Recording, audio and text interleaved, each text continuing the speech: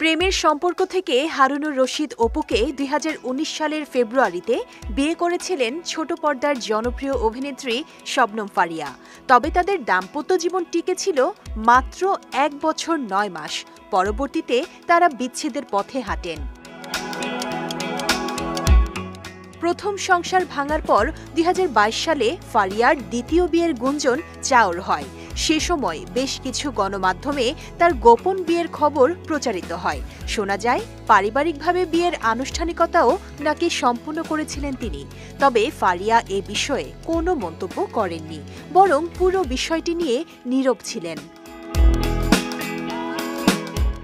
গত ১ বছর ধরে ফারিয়াকে সিঙ্গেল দেখা যাচ্ছে। যার সঙ্গে তার দ্বিতীয় বিয়ের গুঞ্জন শোনা গিয়েছিল, তাকেও আর ফারিয়ার পাশে দেখা যায়নি।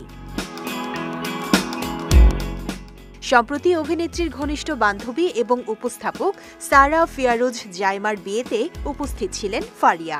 বিয়ের পুরো আয়োজন জুড়ে তার সরব উপস্থিতি ছিল চোখে পড়ার মতো। ফারিয়া তার ফেসবুক পেজে জাইমার বিয়ের ছবি শেয়ার করেন।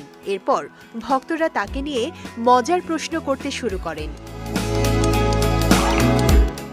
তাজিম আহমেদ নামে একজন লিখেছেন, এবার একটা বিয়ে করেন, এখন আপনার সিরিয়াল। ফারিয়া মজার ছলে জবাব দেন, ২৫০টিরও বেশি ডিজাইন অপশন নিয়ে ওয়ালটন স্মার্ট ফ্রিজ, বোঝে আপনার প্রয়োজন। আমি ২০১৯ সালে বিয়ে করেছিলাম, এখন বিয়ের বয়স শেষ। ফারিয়ার এই রসবোধ ভক্তদের মন জয় করেছে।